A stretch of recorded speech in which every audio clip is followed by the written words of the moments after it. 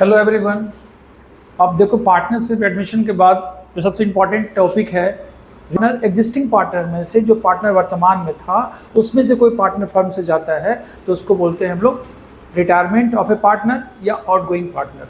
तो उस दिन जिस दिन वो पार्टनर जाएगा, सिंपल सा कॉन्सेप्ट है, जब वो एडमिशन किसी पार्टनर का होता है तो वो एक स्पेशल राइट के लिए फर्म में आता है। वो राइट क्या है? शेयरिंग द प्रॉफिट या लॉस। तो जितना शेयर के लिए वो आता है उतना पूंजी लेके आता है, गुडविल लेके आता है। गुडविल से लाता है कि जो उसको अपनी पोजीशन से सेक्रीफाइस करके उसको अपना जगह प्रोवाइड करेगा, प्रॉफिट रेशियो प्रोवाइड करेगा, बदले में कॉम्पनसेशन के रूप में गुडविल मांगता है वो। उसी प्रकार जब कोई पार्टनर फर्म से जाएगा तो जिस दिन जाएगा ना, उस पर्टिकुलर डेट को, ऑन दिस टाइम, वो कुछ एडजस्टमेंट करता है। वो अपना हिस्से का कैपिटल, अपने हिस्से की गुडविल, अपने हिस्से का रिजर्व एंड सरप्लस, अपने हिस्से का एक्यूमुलेटेड प्रॉफिट जो भी है वो सब लेके जाएगा। तो उस दिन हमको पर्टिकुलर कुछ टर्म्स को फॉलो करना होगा, कुछ एडजस्टमेंट करने होंगे, जिसको हम लोग बोलते हैं एडजस्टमेंट रिक्वायर्ड ऑन रिटायरमेंट। जब किसी फर्म में एक पार्टनरशिप फिर एक लॉबल बॉडी है, तो कोई भी पार्टनर काम कर जाएगा फर्म से, तो कल बाद में फर्म को एलिगेशन नहीं लगा दे, कोई थर्ड पार्टी उस पार्टनर पर एलिगेशन नहीं लगा दे,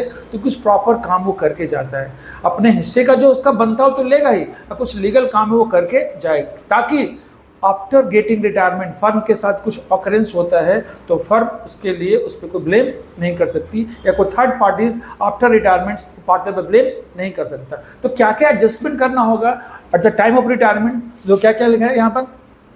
सबसे पहले calculation of new profit and loss ratio. जब कोई पार्टनर फर्म से जाएगा तो जो पार्टनर गया उसको तो आउटगोइंग पार्टनर बोले, लेकिन जो फर्म में रहेगा, जो फर्म को आगे तक चलाएगा, फ्यूचर तक कंटिन्यू करेगा, they are called continuing partner या रिमेनिंग पार्टनर। लेकिन स्मार्ट वर्ड होता है continuing partner, one who going to continue the firms. तो जो पार्टनर्स फर्म में बचा है उसको हम लोग बोलते हैं कंटिन्यूइंग पार्टनर। तो उसकी रेशियो क्या होगी वो देखना होगा। उसका रिलेशन एज बिफोर है कि नया पार्टनर जाने, जो पार्टनर गया है उसके जाने के बाद इसके रिलेशन में कोई चेंज आया। हो सकता है कि जो पार्टनर फर्म में है उसका मार्जिन तो बढ़ेगा, ऑटोमेटिकली बढ़ेगा, लेकिन रिलेशंस में कोई चेंज नहीं आया। कहने का मतलब है कि ए बी सी पार्टनर था, है ना, और सब इक्वल पार्टनर था।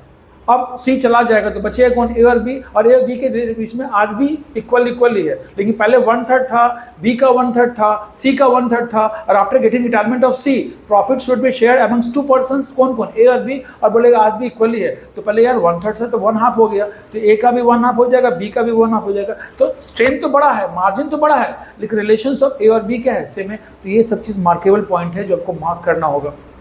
क्योंकि जब भी गुडविल का ट्रीटमेंट होता है, याद रखना, गुडविल एक कॉम्पनसेशन है, एक रिवॉर्ड है किसके लिए? जो सेक्रीफाइस किया है। जो पार्टनर जा रहा है वो तो सेक्रीफाइस कर रहा है, अपना अधिकार, अपना पोजीशंस, अपना राइट छोड़ के जा रहा है, तो उसका उस दिन मनी वैल्यूएशन होगा, जिसको बोलते हैं प्रीमियम ऑफ गुडविल। तो गुडविल उसको मिलेगा। वो गुडविल कौन लेगा? तो जो पार्टनर उसके शेयर को टेक ओवर करेगा, यानी जो पार्टनर उसके शेयर को एक्वायर करेगा उसको गेन होगा। तो हमेशा वो लोग गेनिंग रेशियो में पार्टनर जो है गुडविल ला करके देगा किसको? जो फर्म से जा रहा है, आई मीन टू से आउटगोइंग। ये जस्ट एक कॉन्सेप्ट है, याद रखना।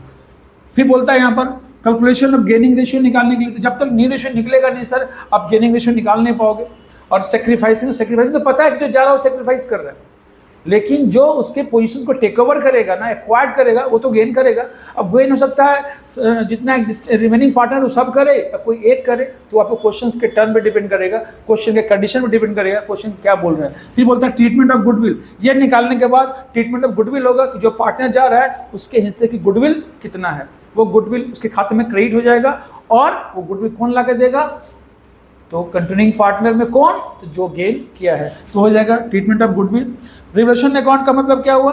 अगर उस दिन रिवैल्यूएशन ऑफ एसेट्स होगा या रीअसेसमेंट ऑफ लायबिलिटीज होगा, जिस दिन पार्टनर जा रहा है ना, उसके बैलेंस शीट का स्क्रूटनी करके मार्केट से कंपेयर करेंगे।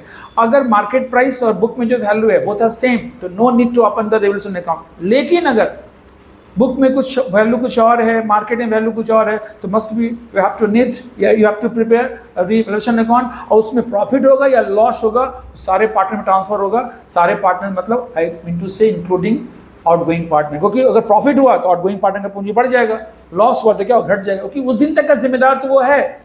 उसके छोड़ने के बाद, फर्म से जाने के बाद उसकी रिस्पॉन्सिबिलिटी नहीं है, लेकिन उस दिन तक जो भी अकाउंटिंग क्लोज हो रहा है, तो जो भी उस दिन तक रिलेशंस होगा उसमें वो कंट्रीब्यूट करेगा, चाहे प्रॉफिट हो या लॉस हो। तो रिलेशन अकाउंट बताएं कब? जब अगर रिवाइज होगा वैल्यूएशन ऑफ एसेट्स और लाइबिलिटीज का मार्केट से कंपेयर करेंगे तो, अदरवाइज कोई चेंज नहीं आया है तो नो नीड। तो लिखा यहाँ पर revision account when changes in the assets and liabilities. Assets में चेंज का मतलब होता है रीवैल्यूएशन, लाइबिलिटीज का मतलब होता है रीअसेसमेंट। अगर ये हुआ होगा देन उसके बाद क्या बनाएंगे, पार्टनर्स कैपिटल अकाउंट, उसमें इंक्लूडिंग रिटायरिंग पार्टनर। जैसे ए बी सी है तो ए का भी खाता बनेगा, बी का ही बनेगा, सी का ही बनेगा, इंक्लूडिंग जो रिटायर हुआ है उसका ही बनेगा, और लास्ट में बनेगा बैलेंस शीट। तो ये सब एडजस्टमेंट करना होगा at the time of retirement. और मेरी ड्यूटीज है 1 by 1 करके इसको बताना, 1 by 1 करके इसको बताना, ठीक है, ओके। अभी फिर इसके बारे में बताएंगे 1 by 1 करके।